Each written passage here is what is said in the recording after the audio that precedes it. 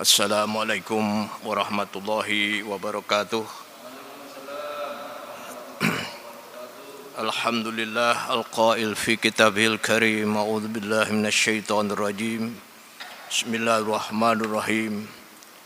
Syahrul Ramadan allazi unzila fihil Qur'an hudal linnasi wa bayyinatin minal huda wal furqan.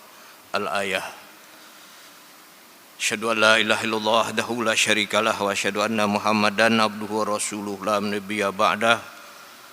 Allahumma shalli wa sallim wa barik ala sayyidina Muhammad wa ala alihi wa ashabi ajmain, amma ba'd. Bapak-bapak hadirin jamaah salat yang dimuliakan Allah, perjalanan ibadah puasa kita sudah lebih dari separuh. Ini hari ke-16, ini malam ke-17 ini. Para ahli sejarah Al-Quran mencatat adalah awal dari turunnya Al-Quran.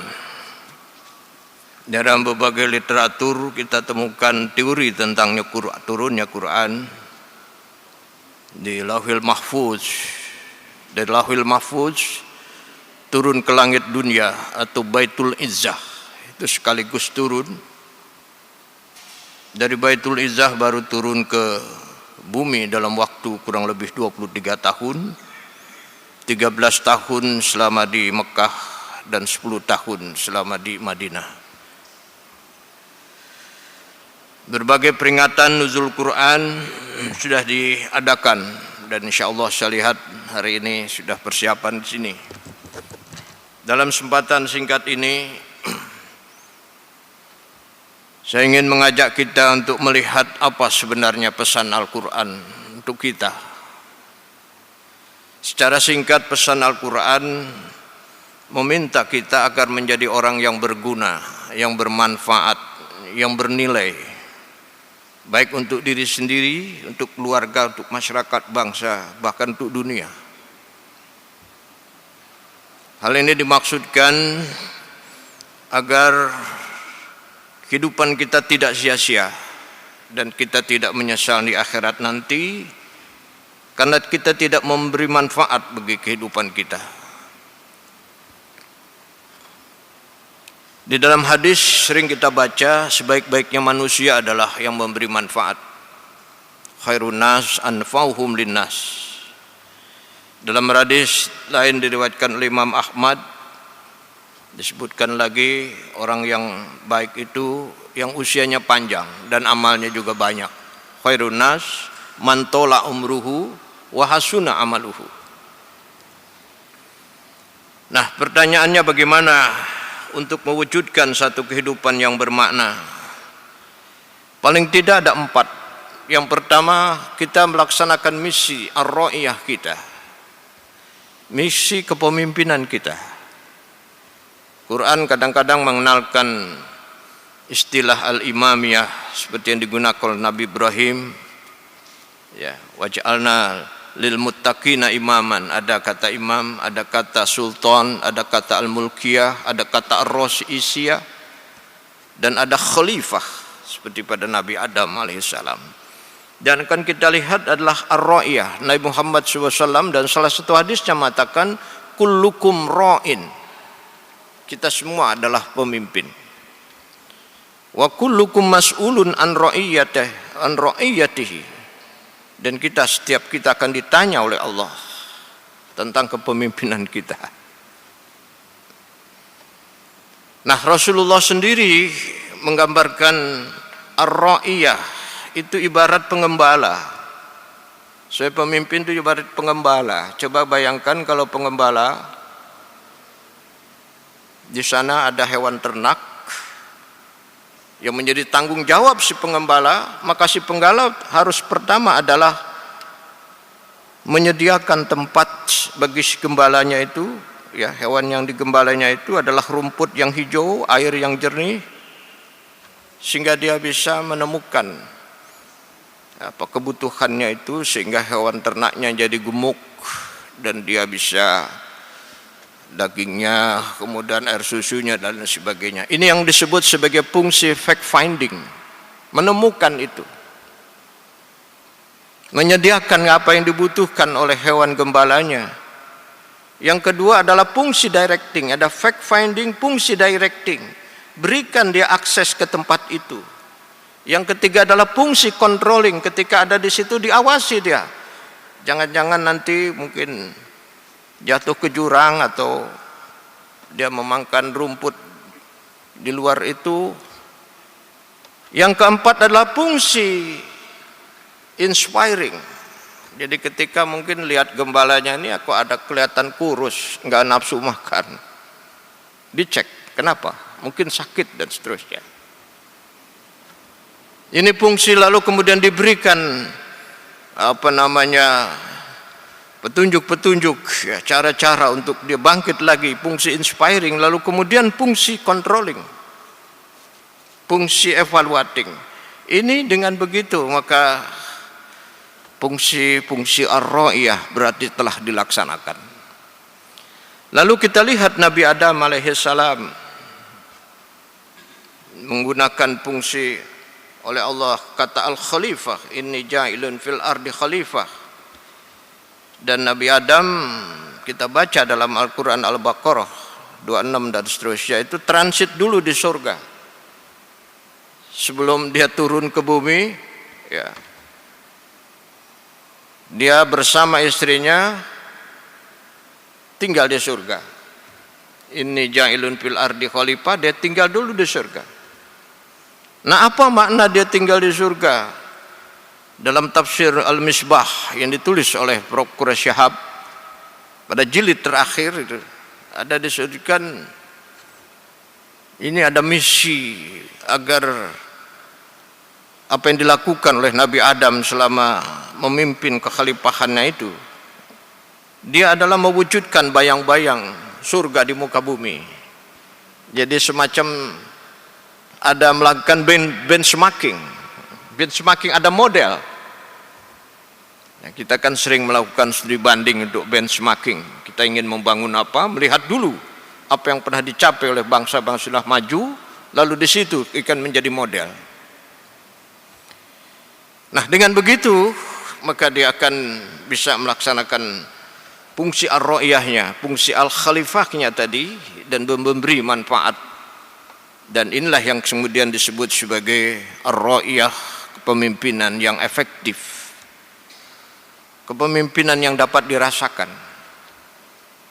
Atau saya sering mengatakan seperti kita mengendarai kendaraan mobil, itu seorang driver itu dengan mobil itu menyatu, Pak.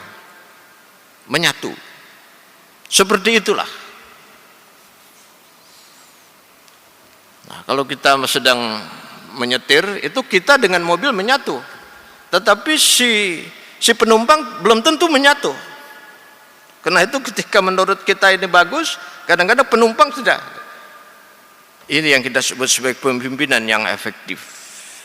Yang dimana getaran-getaran jiwa apa yang dirasakan oleh yang dipimpinnya itu menjadi bagian integral apa yang dirasakan. Apa ada contohnya? Ada banyak sekali contohnya. Kita sebut Umar bin Khattab. Umar bin Khattab itu dia tidak pernah mau tidur sebelum rakyatnya itu diyakini sudah kenyang perutnya. Umar bin Khattab. Jadi dia setiap malam itu inspeksi. Dalam satu perjalanan inspeksi dia melihat dari kejauhan, ini ada rumah, tanda-tandanya ini masih ada kehidupan. Dia lihat dari lubang jendelanya itu, ini seorang ibu sedang masak. Anaknya di sebelah sudah tidur.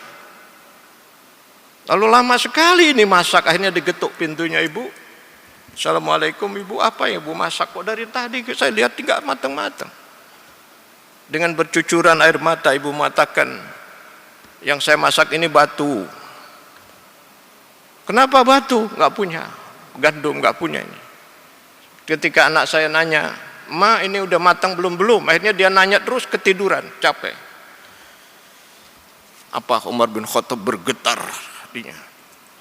Langsung dia lari pergi ke Baitul Mal, dia ambil gandum, dia panggul sendiri. Lalu asistennya bilang, ya khalifah, biar saya yang menggul gandum ini. Kata Umar, tidak, karena saya harus bertanggung jawab di hadapan Allah Subhanahu wa ta'ala. Ini yang bisa kita lihat pertama, fungsi ar-ra'iyah. Yang kedua, hadirin sekalian, agar kita bisa bermanfaat, ini adalah dengan melaksanakan fungsi research. Al-Quran yang pertama turun, surat Al-Alaq. Surat Al-Alaq itu surat berapa itu? 76. Surat Al-Alaq itu turun, kita lihat, misinya adalah riset. Karena Iqra itu, makna aslinya itu mengumpulkan. Mengumpulkan itu kan riset. Maka mengumpulkan bisa dengan wawancara, deep interview, bisa dengan observasi, bisa dengan FGD, focus group discussion, bisa dengan angket, bisa dengan dokumen, itu semua adalah Iqra. Dan untuk bisa Iqra, Allah memberi alat kepada kita, pendengaran, penglihatan dan hati. Ini surat An-Nahl ayat 78, surat 16 78. Wallazi akhrajakum butuni ummahatikum la ta'lamuna syai'a wa ja'alakumus sam'a. Sam'a ini representasi dari panca indera. Wal absar wal afidah. Gunakan ini untuk riset. Apa yang diriset? Al-Quran. Hasilnya ilmu agama. Apalagi yang diriset? Alam jagat raya. Hasilnya sains, natural sciences, biologi, fisika, kimia, lalu dengan segala turunannya menjadi astronomi, menjadi kedokteran, menjadi farmakologi dan sebagainya. Lalu apalagi yang diriset? Fenomena sosial, perilaku manusia, perilaku ekonominya, perilaku budayanya, perilaku seninya, perilaku pendidikannya, perilaku kejiwaannya, yang melahirkan cabang-cabang ilmu sosial. Nah, inilah bahan-bahan yang kemudian digunakan oleh manusia untuk memanfaat dan mengkolah alam jagat raya. Maka lewat ilmu pengetahuan, lewat riset ini lahirlah ilmu teknologi kebudayaan dan peradaban. Peradaban dunia ini yang kita lihat, inilah hasil riset. Ini artinya apa? Kita dituntut untuk mampu berpikir tingkat tinggi. Sekarang kita kenal dengan high order thinking, HOT, high order thinking. Bangsa yang akan survive, yang akan bisa bertahan adalah bangsa yang memiliki kemampuan berpikir tingkat tinggi, antara lain riset. Apa buktinya? Kita lihat di era pandemi sekarang ini. Kita baca itu ternyata hasil riset kita ini rontok semua.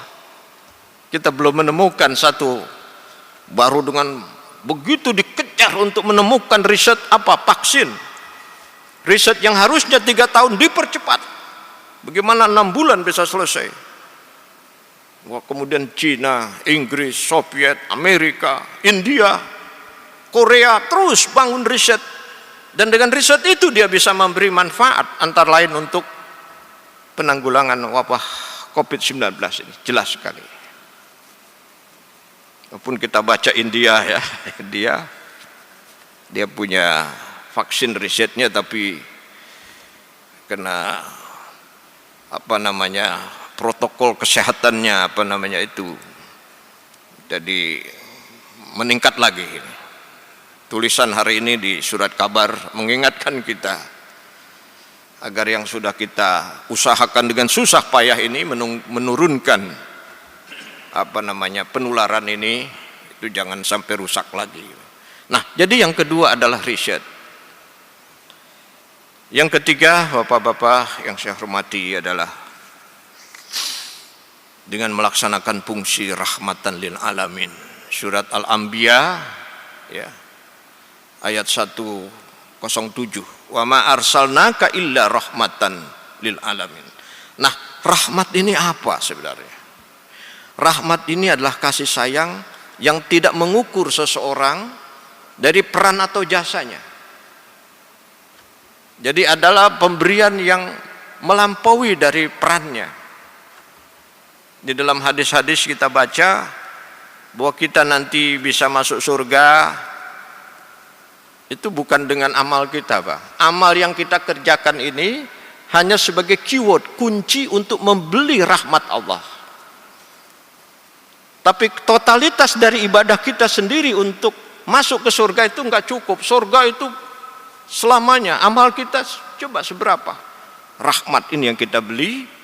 Maka Rasulullah SAW dalam perjuangan juga mengatakan, yabtaguna fadla minallah. Yang diharapkan dari Allah adalah fadlan minallah wa ridwana, keriduannya. Baik, yang terakhir untuk mewujudkan kita menjadi bermanfaat dalam hidup ini dengan melaksanakan misi tujuan beragama. Ini disebut dengan maqasidus syariah. Ini istilah yang diperkenalkan oleh Imam Asy-Syatibi dalam kitabnya Al-Muwaffaqat, itu kitab usul fikih dari mazhab Maliki. Dia mengatakan ada 5. 5 inilah misi Quran. Pertama adalah memelihara jiwa, memelihara ruh, memelihara nyawa. Untuk kepentingan memelihara ruh di Jawa, maka manusia harus mengembangkan ilmu kedokteran, ilmu kesehatan. Dia harus mengembangkan obat-obatan, dia harus melahirkan dokter, dia harus menciptakan rumah sakit, laboratorium, dan berbagai peralatan medis lainnya. Dengan begitu dia bisa bermanfaat untuk memelihara kelangsungan hidup manusia. Hari ini dan sebelumnya kita merasakan hifdzun nafas ini menjadi tantangan kita, ya. Pandemi COVID-19 ini mengancam kelangsungan hidup kita, nyawa kita. Fungsi agama di sini. Karena begitu pentingnya memelihara nyawa, maka seluruh sektor kehidupan itu harus menyesuaikan.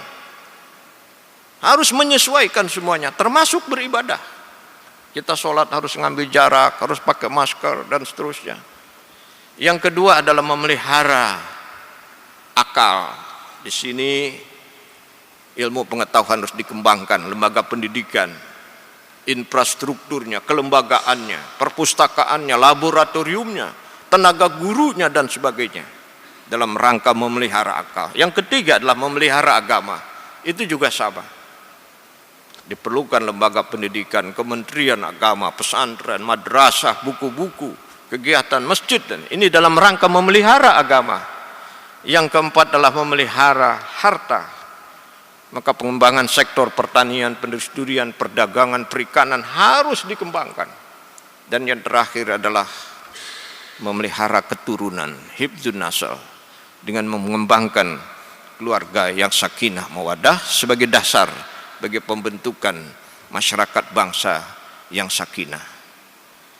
4 hal inilah menurut hemat saya di antara ajaran Quran yang ingin diwujudkan, membangun manusia agar menjadi orang yang bermanfaat baik di dunia maupun di akhirat.